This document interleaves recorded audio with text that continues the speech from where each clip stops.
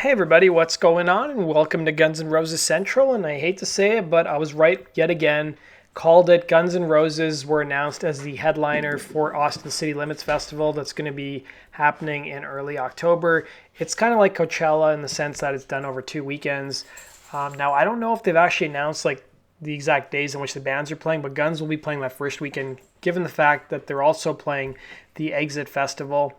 And, I gotta say, this is probably the only festival that Guns have announced that I would probably consider going to, just because I have family in Texas.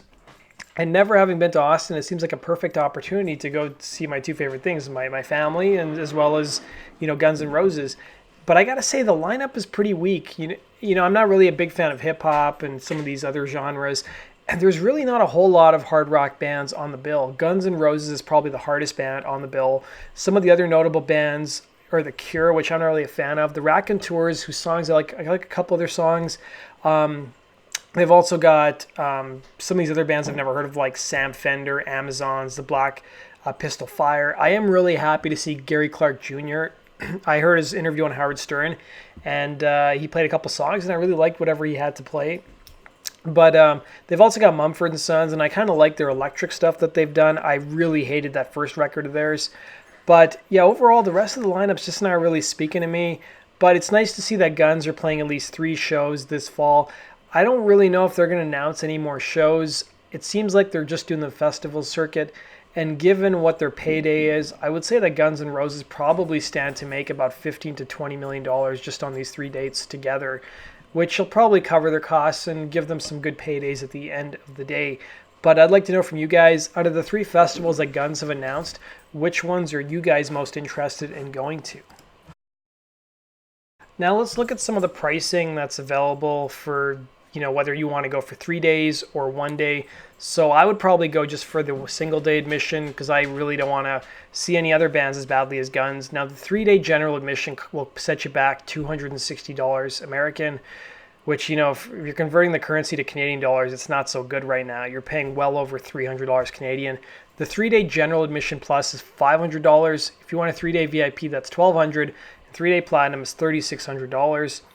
You've also got just 1-day general admission, which is $105, which is not too bad. The general admission plus for 1 day is $175. The VIP is $495, and the platinum is $2,000. So if you're going to be doing all 3 days and you want platinum, the 3-day platinum is actually kind of a bargain compared to the 1-day platinum. Now, the other big news that's breaking, this isn't really Guns N' Roses related, but if you guys have been following all the drama that's been going on Woodstock 50, I just uploaded a video on my other channel about Woodstock 99 and the complete disaster that it was. And Woodstock 50 was supposed to be this rejuvenation, revitalization of one of the greatest rock and roll festivals of all time, but it seems like it may not even happen. So the main investor for Woodstock 50 has actually withdrawn, leaving the festival in shambles.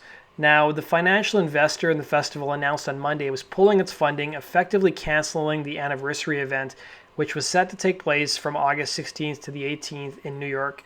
And they said, despite our tremendous investment of time, effort, and commitment, we don't believe the production of the festival can be executed as an event worthy of the Woodstock brand name, while also ensuring the health and safety of the artists, partners, and attendees, said the financial backer. Now, in a written statement, representatives of Woodstock 50 denied the festival's in trouble, saying the bottom line is there is going to be a Woodstock 50th anniversary festival, as there must be, and it's going to be a blast.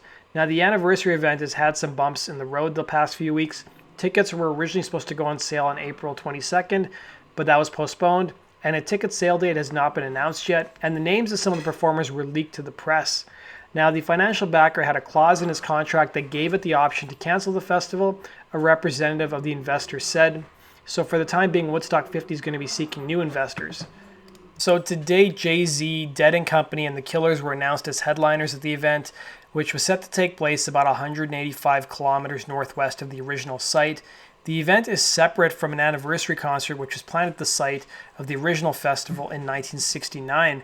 Now, more than 80 artists, including John Fogerty, Miley Cyrus, Santana, Imagine Dragons, Robert Plant, as well as the Black Keys, and a number of other artists, were going to be performing on these 3 different main stages at Watkins Glen's, a General International racetrack for Woodstock 50.